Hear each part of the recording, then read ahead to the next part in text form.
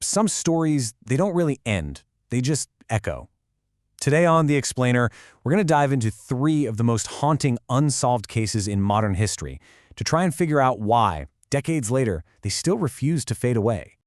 So what is it that makes a mystery really stick with us? It's not just the crime itself. It's the questions that get left behind. Think about it. A crime scene, you can clean that up. But a question mark, that can last forever. Our first stop takes us to a quiet neighborhood in Delhi. So let's start in Barauri, Delhi. It's July 1st, 2018. A neighbor goes to check on the family next door and stumbles into, a scene of just absolute horror. Get this, 10 members of the Bhatia family, blindfolded, their mouths taped, are hanging from a mesh grill in the ceiling. And then, in another room, the family matriarch, an 80-year-old woman, is found strangled. Okay, now we're going to rewind the clock way back. We're in the Soviet Union, 1959, up in the desolate Ural Mountains.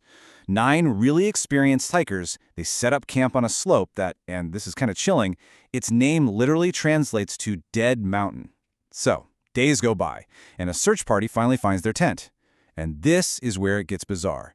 It's been sliced open, but from the inside.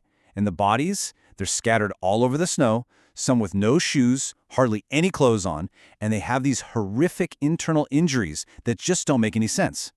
All right, let's jump forward a bit. Northern California, late 60s. There's a killer out there attacking young couples. But here's the thing that sets this one apart. He doesn't just kill, he talks. He starts sending these letters to the newspapers, taking credit for everything, dropping details only the killer could possibly know, and he signs off with this creepy crosshair symbol. He gives himself a name, the Zodiac. So, you see, these 3 cases, they're all unsolved, yeah, but they're not the same kind of mystery at all. They're like 3 different puzzles, each one missing a different core piece.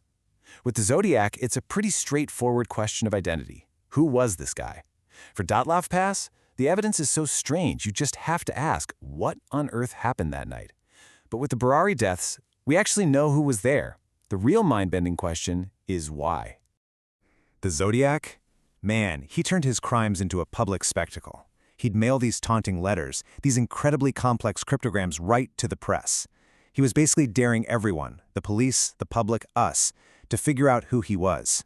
His clues weren't just clues, they were a challenge. He made it all one big, terrifying game with the entire San Francisco Bay Area as his playground. Now the Barauri house, the clues were the exact opposite, totally private. The police find these 11 diaries kept for over a decade. And inside, they're filled with instructions, supposedly coming from the family's dead patriarch, channeled through one of his sons, Lalit. And this one entry, it really gets you. It suggests they had no idea they were going to die. They believed this was all a ritual they would just walk away from.